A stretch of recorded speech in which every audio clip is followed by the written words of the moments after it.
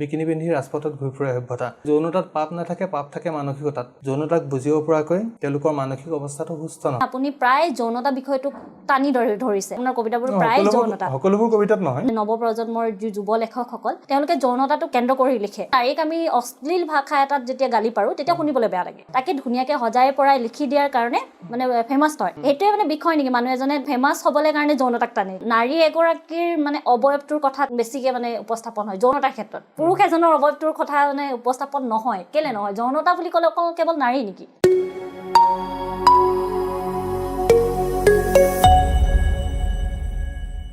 নমস্কাৰ মই ভাৰতী আলাপৰ অন্যতম খণ্ডলৈ আপোনালোক সকলোলৈকে স্বাগতম জনাইছোঁ আজি ডিব্ৰুগড়ৰ এজন চিনাকি মুখ তেখেতৰ নামটো হৈছে চিন্তু সমীৰ বৰগোহাঁই কি খবৰ দাদা মোৰ ভালেই নমস্কাৰ কেনেকুৱা চলি আছে জীৱন ভাল বেয়াৰ মাজেৰে গৈ আছে আৰু জীৱনে নিজৰ সুহুৰি বজাই গৈ থাকে আৰু ময়ো গৈ আছো সেই বাটত আৰু কাম কৰি গৈ আছে সকলোকে মই কওঁ ডিব্ৰুগড়ৰ তেওঁ এখন মানে চিনাকি মুখ লগতে সকলোৱে জানে তেখেতৰ বিষয়ে তেওঁ ধুনীয়া ধুনীয়া কিতাপ লিখি গৈছে বিশেষকৈ কবিতাৰ ক্ষেত্ৰখনত তেওঁ যথেষ্ট সমাদৰ পাইছে আৰু মানুহেও চিনি পায় তেওঁক কি ক'ব মানে আপুনি যে লিখে এই লিখাৰ ক্ষেত্ৰখনত কেতিয়াৰ পৰা ষ্টাৰ্ট কৰিছিলে মই ক্লাছ 7-8 মানৰ পৰাই প্ৰথম আৰম্ভ কৰিছিলোঁ আৰু আচলতে ক'ব নোৱাৰাকৈ আৰম্ভ হৈছিলে হয় মোৰ প্ৰথম পঢ়ুৱৈ বুলি ক'বলৈ গ'লে মোৰ আইতাক কম মই যেতিয়া কবিতা কি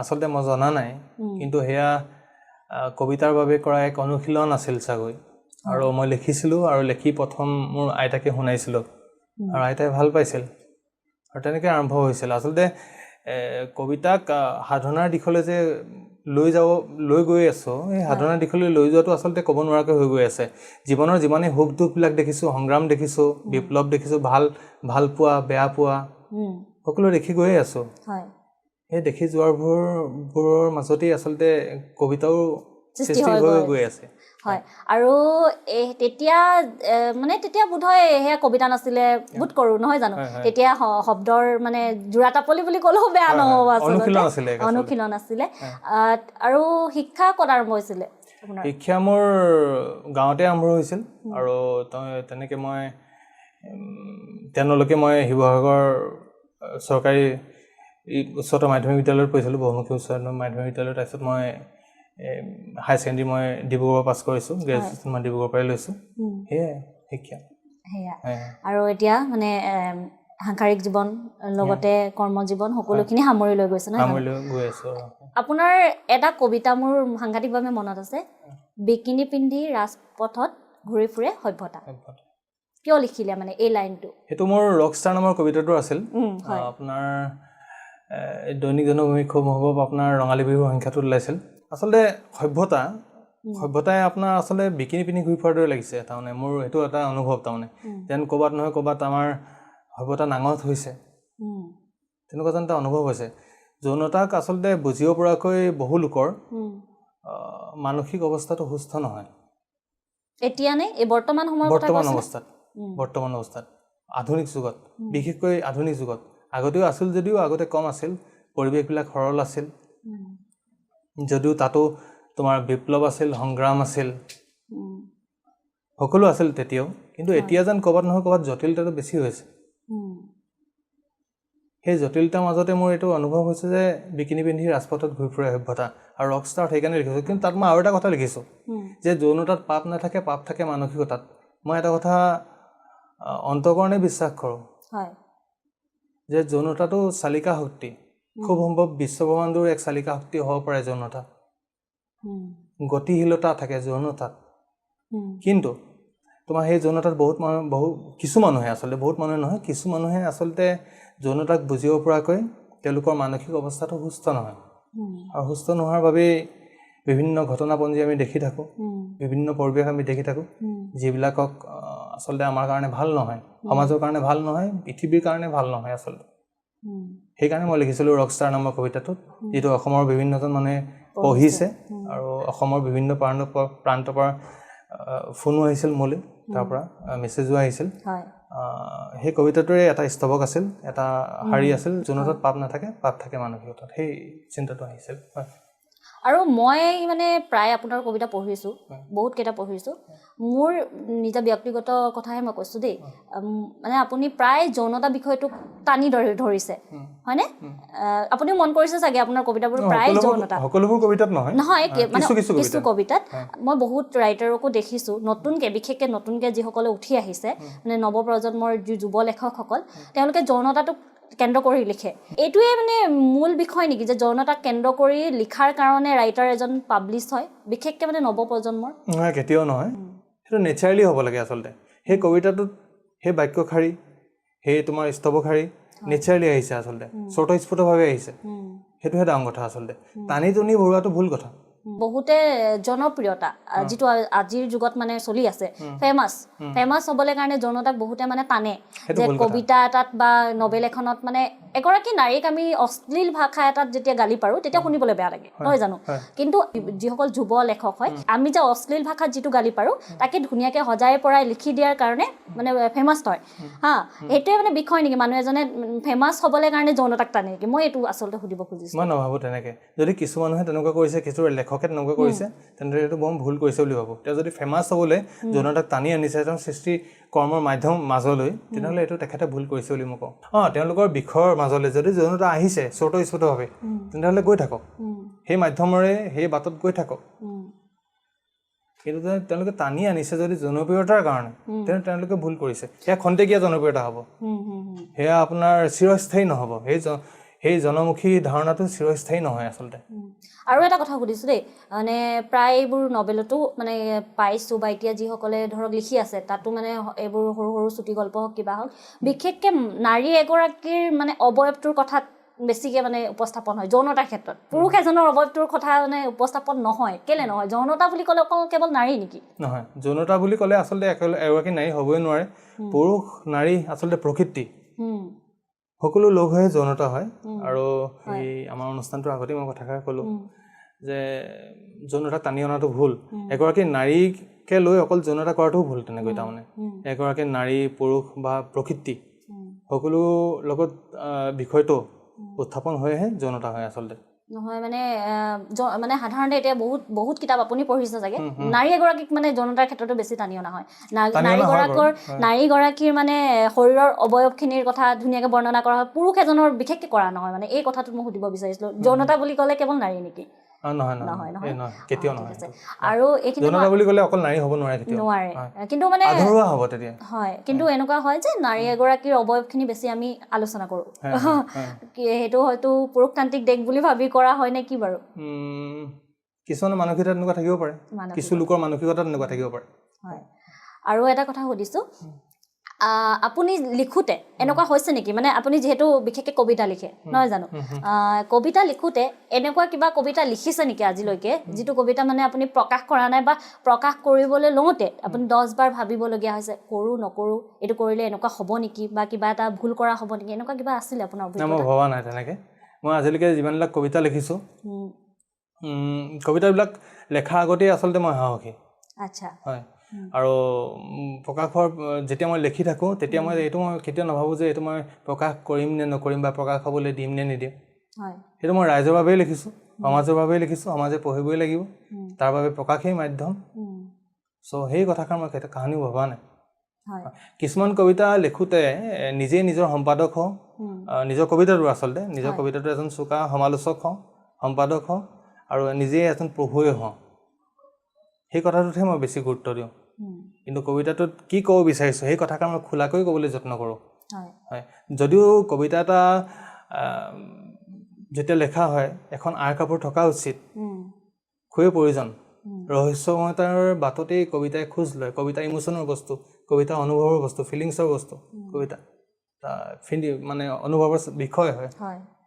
সেই আঁৰ কাপোৰ থকাৰ পিছতো সৰ্বসাধাৰণেও যাতে কবিতাটো অনুভৱ কৰিব পাৰে, তাৰ বাবে কিছু কথা আমি কিছু বিষয় খোলাকৈ লেখাৰ প্ৰয়োজন আছে। আৰু তাৰ বাবে লিখকজন বা কবিজন সাহসী হ'ব লাগিব। লেখক লেখিকাসকলৰ ক্ষেত্ৰত কিবা ধৰা বন্ধা থাকে নেকি? মানে কেনেকুৱা ধৰণৰ ধৰা বন্ধা কথা কৈছে? মানে কিছুমান লাইন থাকে নেকি, লিমিটেশ্যন থাকে নেকি যে এই বিষয়টো লিখিব নোৱাৰোঁ বা লিখিব পাৰোঁ, এনেকুৱা কিবা ধৰণৰ? লেখক লেখিকা বুলিয়ে নহয়, আচলতে যিকোনো ক্ৰিয়েটিভ পাৰ্চনৰ কোনো তোমাৰ ধৰা বন্ধা নিয়ম থাকিব নোৱাৰে আচলতে। তেওঁলোকৰ তোমাৰ সীমাবদ্ধতাৰ পৰা উদ্ধত থাকিব লাগিব তেওঁলোকৰ মানসিকতাটো তেওঁলোকৰ চিন্তা ধাৰণাবিলাক সীমাবদ্ধতাৰ পৰা উদ্ধত থাকিব লাগিব আৰু উদ্ধত থাকিহে আচলতে তেওঁলোকে সৃষ্টিকৰ্ম কৰিব পাৰে যিকোনো বিষয়ত তেওঁলোকে তেতিয়াহে লিখিব পাৰিব আৰু যিকোনো বিষয়ৰ মাজলৈ সাধনাক লৈ যোৱা সাহসটো গোটাব পাৰিব তেতিয়াহে আপুনি ক'ব খুজিছে মানে লেখক অথবা লেখিকা হ'লে সাহস থকাটো বহুত দৰকাৰ খুব প্ৰয়োজন কিন্তু এটা উদ্দেশ্য থকাটো প্ৰয়োজন গঠনমূলক উদ্দেশ্য এটা থকাটো অতি দৰকাৰী হয় নতুন কিবা কাম আৰম্ভ হৈছেনে নতুন মই এখন কবিতাৰ আকৌ কিতাপৰ কথাই মই ভাবি থকা হৈছে যাদু খেল আৰু এখন উপন্যাসৰ কাম লাহেকে হাতত দিছো ৰকষ্টাৰ মোৰ এটা কবিতাও আছে ৰকষ্টাৰ কবিতাটো আচলতে শুনিব পালে ভাল পাম আমি আচলতে ৰকষ্টাৰ কবিতাটো মই এতিয়া আমি কথা পাতি গৈছিলো নহয় জানো ধন্যবাদ অলপমান আমি শুনাই দিলে ভাল পাম আৰু হয় ৰকষ্টাৰ এটা প্ৰকাশিত কবিতা হয় অসমৰ বহু মানুহে কবিতাটো ভাল পাইছিল মৰম দিছিল কবিতাটোত মই এই কবিতাটো আপোনালোকৰ মাজলৈ আকৌ ৰাইজৰ মাজলৈ আগবঢ়াইছোঁ আপোনালোকৰ অনুষ্ঠানৰ মাধ্যমেৰে ৰকষ্টাৰ বিকিনি পিন্ধি ৰাজপথত ঘূৰি ফুৰে সভ্যতা বিকিনি পিন্ধি ৰাজপথত ঘূৰি ফুৰে সভ্যতা বুকুৰ পৰা নাভিৰ তলিলে বৈ যায় বোবা আৰু অন্ধ পৰ্যটকৰ বীৰ্য পিছল কাল এজন ৰকষ্টাৰে নিশব্দে চিঞৰি চিঞৰি কৈ আছিল ইমান যান্ত্ৰিক ইমান বিচ্ছেদ ইমান নিৰ্মম পদচালনা কাৰ বাবে ইমান কুটিল ৰাজনীতিৰ বিষাক্ত দৌৰ যৌনতাত পাপ নাথাকে পাপ থাকে মানসিকতাত ৰকষ্টাৰজন নামি গৈছিল সভ্যতাৰ অনন্ত গভীৰতালৈ বিচাৰি বাঁহী আৰু পাঞ্চজন্যৰ বিজ্ঞান ধন্যবাদ হয় আচলতে বহুত কথাই ক'ব খুজিছে এই কবিতাটো নহয় জানো মই প্ৰথমতে এই বিষয়লৈ পাতিয়ে গৈছোঁ মই এইখিনিতে আৰু এটা প্ৰশ্ন সুধিব খুজিছোঁ প্ৰেম আৰু যৌনতা একে হয়নে কি ভাবে প্ৰেম আৰু যৌনতা আচলতে বহু ক্ষেত্ৰত একে নহয় আৰু কিছু ক্ষেত্ৰত ক'ৰবাত নহয় ক'ৰবাত মিলি যায় মিলি কিয় যায় মানে তোমাৰ সঁচাকৈ ক'বলৈ গ'লে প্ৰেমৰ বাটেৰে যেতিয়া খোজ ল'বা তোমাৰ মই এটা কবিতাত সিমান সহজ নহয় তোমাৰ কাৰোবাক কথা ভাল পোৱাৰ কথা দিয়া সিমান সহজ নহয় কাৰোবাক ভাল পোৱাৰ কথা দিয়া কবিতাটোত মই লিখিছিলোঁ এটা কথা আচলতে তোমাৰ যৌনতাটো সৰ্বোচ্চ নহয় প্ৰেমৰ বাবে কিন্তু ক'ৰবাত নহয় ক'ৰবাত তোমাৰ আজি আধুনিক সমাজখনত যেন প্ৰেমত যৌনতাটো জড়িত হৈ গৈছে মানে এনেকুৱা নেকি যৌনতা প্ৰথম আহিছে প্ৰেম তাৰপিছত আহিছে এতিয়া বৰ্তমান আধুনিক সমাজখনত যি দেখিছোঁ মই আচলতে সেই কথাটোৱে ক'ব বিচাৰিছোঁ কিছু ক্ষেত্ৰত তেনেকুৱা দেখিছোঁ আচলতে সেয়া হ'ব নালাগে মোৰ হিচাপত মই এটা কথাই ভাবোঁ প্ৰেমটো হৈছে আত্মিক এটা সম্বন্ধ এটা আত্মাৰ কথক আচলতে প্ৰেম যাৰ লগত প্ৰেম তোমাৰ হৈছে মাৰ লগতো হ'ব পাৰে তোমাৰ দেশ প্ৰেমো হ'ব পাৰে সেয়া ৰোমান্টিক প্ৰেম হ'ব পাৰে কোনোবা প্ৰেমিক প্ৰেমিকাৰ যুগলৰ মাজতো হ'ব পাৰে সেই প্ৰেম যিকোনো দিশতে প্ৰেম হ'ব পাৰে তাত আচলতে সঁচাকৈ ক'বলৈ গ'লে প্ৰেমত যৌনতা থাকিব লাগিব বুলি কোনো কাৰণ নাই কিন্তু কিছু ক্ষেত্ৰত আমি দেখিছোঁ এইটো মই কৈছোঁ এই মুহূৰ্তত যে আজিকালি দেখা যায় মানে যৌনতাতে যেন প্ৰাধান্য পাইছে যৌনতাৰ প্ৰাধান্য কি কাৰণে পাইছে আচলতে মানসিক অৱস্থাটো সেইদৰে সুস্থ হৈ উঠা নাই কিছু মানুহৰ যৌনতাক ল'ব পৰাকৈ যৌনতাক বুজিব পৰাকৈ মানসিক অৱস্থাটো যেতিয়া সুস্থ হ'ব যৌনতাক বুজিব পৰাকৈ ছেক্স এডুকেশ্যন যৌন শিক্ষাৰো প্ৰয়োজন আছে সমাজত খুব প্ৰয়োজন আছে তাৰ বাবে তেতিয়া ধৰ্ষণ কমিব যিবিলাক অপকৰ্ম হৈ আছে আমাৰ সমাজত সেই কৰ্মখিনি কমিব তেতিয়া যৌনতাক বুজিব পৰাকৈ মানসিক অৱস্থাটো সুস্থ হোৱাৰ প্ৰয়োজন আচলতে আমাৰ আৰু সেই মানসিক অৱস্থাটো নিজৰ বাবে গঢ়ি ল'ব লাগিব ঘৰখনৰ পৰা আহিব লাগিব সেই ঘৰখনৰ পৰা সেই সংস্কাৰ আহিব লাগিব আমাৰ চুবুৰীটোৰ পৰা আহিব লাগিব বিদ্যালয়ৰ ক্ষেত্ৰতো সেই শিক্ষাটো দিব পাৰিব লাগিব ছেক্স এডুকেশ্যনৰ যিটো মই কথা কৈছোঁ তেতিয়াহে আচলতে যৌনতা বুজিব পাৰিব আচলতে মই তেনেকৈ ভাবোঁ আচলতে কথাখিনি আৰু প্ৰেম মানেই যৌনতা নহয় কিন্তু তোমাৰ বহু ক্ষেত্ৰত দেখা যায় আচলতে প্ৰেমত যৌনতাটো থাকিবই সেইটো এটা স্বাভাৱিক কথা কিন্তু যৌন সৰ্বস্ব প্ৰেম নহয় প্ৰেমত যৌনতা থাকিব পাৰে কিন্তু যৌন সৰ্বস্ব প্ৰেম নহয় মই যদি আপোনাক সুধো জীৱন কি আচলতে জীৱন মানে আন একো নহয়, মই এটা মায়া শিল্প কবিতাটো লিখিছিলোঁ, অ হাতুৰিত ওলাইছিলোঁ কবিতাটো, যে জীৱন মানে আন একো নহয় মায়াৰ সুগন্ধি অন্তৰ্বাস, জুই ফুল নিশাৰ মৈথুন গধুৰ বাট। হয় জীৱন মানে আন একো নহয় মায়াৰ সুগন্ধি অন্তৰ্বাস, জুই ফুল নিশাৰ মৈথুন গধুৰ বাট। জীৱন মানে আচলতে মায়াৰ মাজত আমি সোমাই গৈ থাকোঁ। হয় জীৱন মানে আচলতে যাপনৰ পৰা উদযাপনৰ দিশ এটি হৈ গঢ় দিব লাগে, মই সেয়াই ভাবোঁ। যদিও জীৱন মায়াৰ পাকচক্ৰৰ মাজত সোমাই থাকে, কিন্তু জীৱন তেতিয়াহে ভাল লগা হৈ উঠে যেতিয়া তোমাৰ ভাল লগা কৰ্মখিনিয়ে, তোমাৰ যিটো উদ্দেশ্যলৈ তুমি খোজ লৈছা জীৱনৰ বাটত, সেই উদ্দেশ্যটোৱে যাতে আন 10জনৰ হয় জীৱনত এটা ইতিবাচক প্ৰভাৱ পেলাবগৈ পাৰে, সেয়েহে আচলতে প্ৰকৃতাৰ্থত জীৱন হৈ আছে। প্ৰতিজন মানুহেই বিশেষ, হয় কিন্তু সকলো মানুহ সম্পদ হৈ নুঠিব পাৰে। সম্পদ হৈ উঠাটোহে প্ৰয়োজন। পৃথিৱীখন ধুনীয়া হৈ ৰখাৰ স্বাৰ্থতহে মানুহ, হয় পৃথিৱীখন ধ্বংস কৰাৰ বাবে মানুহ নহয়। কিন্তু আৰু আপুনি ছ'চিয়েল মিডিয়াত আছেনে? আছোঁ, মই ফেচবুকত আছোঁ, হোৱাটছএপত আছোঁ। ছ'চিয়েল মিডিয়াৰ বিষয়ে কি ক'ব? ছ'চিয়েল মিডিয়াৰ আপোনাৰ সামাজিক মাধ্যমৰ ইতিবাচক দিশো আছে, নেতিবাচক দিশো আছে। ইতিবাচক দিশটোক আমি গ্ৰহণ কৰাৰ প্ৰয়োজন, আৰু ইতিবাচক দিশটোক গ্ৰহণ কৰিলেহে এক সামাজিক বিপ্লৱ হ'ব, সমাজখন ধুনীয়া হ'ব। কিন্তু মই এতিয়া যি দেখিছোঁ আচলতে আপোনাৰ এই শেহতীয়া কেইবছৰত যি দেখিছোঁ, বহু মানুহে তাৰ নেতিবাচক দিশবিলাকো উলিয়াই লয়। আচলতে নেতিবাচক দিশখিনিকহে বেছি প্ৰাধান্য দিয়া যেন অনুভৱ হয়। এটা পৰিয়াল গঢ় দিবৰ বাবে, এটা সমাজ গঢ় দিব, এখন সমাজ গঢ় দিবৰ বাবে যদি বিশ্বমুখী কৰি তুলিব পৰা সামাজিক মাধ্যমটো জাতিটোৰ বাবে, তেতিয়াহ'লে খুব ভাল কথা। আগতে মানুহবোৰে ধৰক ওচৰ চুবুৰীয়াৰ লগত কথা পাতিছিলে, পৰিয়ালৰ মানুহে একেলগে বহি চাহ খাইছিলে, কথা পাতিছিলে। আজিকালি ক'ৰবাত সেই বস্তুটোৰ পৰা আঁতৰি গৈছে নেকি, মানে ছ'চিয়েল মিডিয়াৰ কাৰণে? এইটো আমাৰ যেতিয়া বৌদ্ধিক উত্তৰণ হৈ গৈ থাকিব, আগৰ মানুহখিনিয়ে আচলতে, মই গাঁৱতে ডাঙৰ দীঘল হোৱা, তোমাৰ ঘৰত যদি 5টা লাও লাগিলে, তাৰে 3টা তুমি আনকো দিলা, আৰু তেওঁলোকৰ ঘৰত যদি লাই শাক লাগিছে তোমালোকৰ ঘৰতো দিছে। সেই বস্তুটো, সেই দিশখিনি আচলতে আমাৰ খুবেই প্ৰয়োজন। তাৰমানে যে বস্তুবাদী সমাজ এখনত তোমাৰ ডাঙৰ ডাঙৰ বিল্ডিং থাকিব পাৰে, তোমাৰ ডাঙৰ ডাঙৰ গাড়ী থাকিব পাৰে, আন্তৰিকতা সুলভ এখন সমাজত তুমি জীয়াই থাকিব পাৰা, তেনেহ'লে তুমি বিগ জিৰ', তেনেহ'লে মই বিগ জিৰ'। মূলতে সকলো মানুহে নাঙত, মই এটা কবিতাটো লিখিছিলোঁ, মূলতে সকলো মানুহে নাঙত। আচলতে আমি খোলা হ'ব লাগে। আমাৰ চিন্তাধাৰণাবিলাক খোলা কেতিয়া হ'ব? তেতিয়াই হ'ব তুমি যেতিয়া আত্মাৰ পৰা কথা ক'বা। তুমি যেতিয়া খুলি কথা ক'বা, তুমি গম পাবা তুমি কোৱা নাই, তোমাৰ আত্মাই কথা কৈ আছে। আমি খুলি কথা কোৱাৰ প্ৰয়োজন, তাত আন্তৰিকতা থাকে, মই তেনেকৈ ভাবোঁ আচলতে। আৰু শেষত এটা প্ৰশ্ন সুধিছোঁ আপোনাক। টান শব্দ এটা প্ৰয়োগ কৰিলে কবিতা হয়, জটিল এটা উপমা দিব লাগিব, জটিল হ'লেই যে কবিতা হ'ব, সহজ হ'লেই যে নহয়, এই বিষয়টো? কবিতা এটা বা গল্প এটাই বা উপন্যাস এখনে কৰোঁ বুলি যদি লিখক এজনে জটিল কৰে, তেনেহ'লে সেয়া ভুল। তেওঁ যদি লিখি গৈ আছে, যিটো শৈলীত লিখি গৈ আছে, সেই শৈলীৰ মতে যদি তেওঁলোক স্ফূৰ্তভাৱে যদি কিছুমান শব্দ ওলাইছে, কিছুমান বাক্য গাঁথনি ওলাইছে, তেওঁ নেচাৰেলি কৰি গৈ থাকিব লাগে। এজন লেখক প্ৰথমত এজন চোকা সমালোচক, এজন সম্পাদক, তাৰপিছত এজন পঢ়ুৱৈ।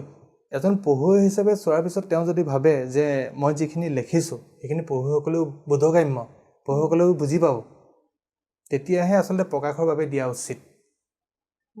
যদি পঢ়ুৱৈসকলে বুজিয়ে নাপায় এজন লেখকৰ লিখাবিলাক, তেতিয়াহ'লে তেনেকুৱা লেখা লিখি বৰ কিবা লাভ আছে বুলি মই নাভাবোঁ। কাৰণ সমাজৰ বাবে কিবা লাভ আছে বুলি মই নাভাবোঁ, কাৰণ লেখক লেখিকা এজনে আপোনাৰ পঢ়ুৱৈৰ বাবেহে লেখে। চ' পঢ়ুৱৈৰ সংখ্যা যদি সমাজত বাঢ়িব লাগে, তেতিয়া আপোনাৰ শিল্প, নিজৰ সৃষ্টি কৰ্মখিনিত শিল্পৰ মৰ্যাদা দিও তোমাৰ সহজ সৰল হোৱাটো প্ৰয়োজন। তাৰমানে লেখাবিলাক। শিশু নামৰ এটা কবিতা আপুনি লিখিছিলে, এই শিশু কবিতাটো লিখোঁতে শিশুসকলক কি ক'ব খুজিছিলে? শিশুবিলাক খুব প্ৰেমিক মনৰ তাৰমানে। শিশুবিলাকে আমাক পৃথিৱীৰ প্ৰেমিক কৰি তুলিব পাৰে, মই এইটো ভাবোঁ। শিশুবোৰে আমাক পৃথিৱীৰ প্ৰেমিক কৰি তুলিব পাৰে। শিশুবোৰৰ নাথাকে জাত পাত, ধৰ্মীয় গোড়ামী অথবা কুঁৱাৰ মাজৰ ভেকুলী নীতি। হাঁহি এটি আঁকি পৃথিৱীখনেই মোৰ ঘৰ বুলি দৃষ্টিৰ সৰলতাত শিশুবোৰেই মেলি দিব পাৰে ভালপোৱাৰ আলফুল চুমা। শিশুবোৰ মানৱীয় চিত্ৰকল্পৰ ফুলি উঠা ঐশ্বৰিক ফুল। শিশুবোৰ মানৱীয় চিত্ৰকল্পৰ ফুলি উঠা ঐশ্বৰিক ফুল। যুদ্ধবাজসকলে ভুল কৰে, ক্ষমতাৰ তাবিজ পিন্ধি অন্ধ হৈ উঠে। শিশুবোৰ হেৰাই সেই যুদ্ধৰ জ্বলন্ত আন্ধাৰত। সেই যুদ্ধবাজসকল হে হিংসাৰ নৰকত বাস কৰা বাসিন্দাসকল, হে নেপথ্যৰ আঁৰত চোৱাপাতনিৰ বীৰ্য মুখত লৈ ফুৰা ভাৱৰীয়াসকল, আহা আমি সমৰ্পিত হওঁ শিশুবোৰৰ ওচৰত। যুদ্ধগ্ৰস্ত দেশ এখনৰ শিশু এতিয়াই নিমাত মাতেৰে বৃত্তৰ মাজৰ চকী এখনলৈ চাই ক'লে, মৰম বুজি পাওঁ, ৰাজনীতি নহয়। শিশুবোৰে মূলতে মৰম বুজি পায়, হয় তেওঁলোকে ৰাজনীতি বুজি নাপায়। শিশুবোৰ খুব প্ৰেমিক মনৰ। চ' আমি যদিও মেচিয়ৰ হৈ গৈ আছোঁ, আমাৰ বয়স হৈ গৈ আছে, আমাৰ প্ৰতিজন মানুহে সময়ৰ লগে লগে বয়স হৈ গৈ থাকে, কিন্তু ক'ৰবাত নহয় ক'ৰবাত আমাৰ এটা শিশু থকা উচিত। আমি বুকুত এটি শিশু লৈ ঘূৰি ফুৰাটো খুবেই উচিত। তেতিয়া আমি প্ৰেমিক হৈ থাকিম, আৰু প্ৰেমিক হৈ থাকিলে আচলতে এজনে আনজনক আমি ভাল পাব পাৰিম, মৰম কৰিব পাৰিম, আৰু পৃথিৱীখন তেতিয়াই ধুনীয়া হৈ উঠিব। এটা কথা সদায় মনত ৰাখিবা, য'ত মৰম নাই, য'ত আন্তৰিকতা নাই, তাত টকাৰে পৃথিৱীখন ধুনীয়া কৰিব নোৱাৰে। সেই স্থান পৃথিৱীখন ধুনীয়া কৰিব নোৱাৰে টকাৰে অকল। টকাৰ প্ৰয়োজনীয়তা আছে, টকা সৰ্বোচ্চতাটো কিন্তু ভুল, মই তেনেকৈ ভাবোঁ। আৰু শিশু এটা টকা নিবিচাৰে, শিশু এটা মৰম বিচাৰে। চ' আমাৰ বুকুত ক'ৰবাত নহয় ক'ৰবাত তাক শিশুক স্থান দি আমি জীৱনৰ বাটত গৈ থকা উচিত। হয়, ধন্যবাদ থাকিল ইমান সময় দিয়াৰ বাবে। আৰু ৰকষ্টাৰ অনাগত দিনত আহিবলগীয়া আপোনাৰ কিতাপ, তাৰ বাবে শুভকামনা জনালোঁ। যি নতুনকৈ আলাপ অনুষ্ঠানটো আপোনালোকে সমাজলৈ আগবঢ়াই দিছে, আৰু আলাপ আপোনাৰ বিভিন্নজনৰ বহু মানুহৰ নিজৰ চিন্তাধাৰণাৰ এটা গৱেষণাৰ মাধ্যম হৈ উঠক, তাক লৈ শুভেচ্ছা জনাইছোঁ। আৰু মোক ইয়ালৈ নিমন্ত্ৰণ জনাই অনাৰ বাবে আপোনালোকলৈ বহুত বহুত ধন্যবাদ আৰু শুভকামনা। ধন্যবাদ। আৰু আপোনালোককো এটা কথা এই শেষত কৈ দিওঁ, আমি আছাম 24ৰ পৰা ইউটিউবলৈ স্থানান্তৰ হ'ম, আৰু আমাৰ অতি শীঘ্ৰে ইউটিউবত চেনেল খোলা হ'ব, লিংকটো আপোনালোকৰ তলত দিয়া হ'ব, আৰু আপোনালোকে ইউটিউবত গৈ ছাবস্ক্ৰাইব কৰিব। আমাৰ প্ৰতিটো খণ্ড তেতিয়া আপোনালোক ইউটিউবতে পাব, আৰু এতিয়া আলাপৰ লিংক আমি তলত দি দিয়া হ'ব, ধুনীয়াকৈ আপোনালোকে চাব আৰু ছাবস্ক্ৰাইব কৰিব। লগতে আপোনালোকৰ সহায় সহযোগিতা আমি কামনা কৰিছোঁ। ধন্যবাদ।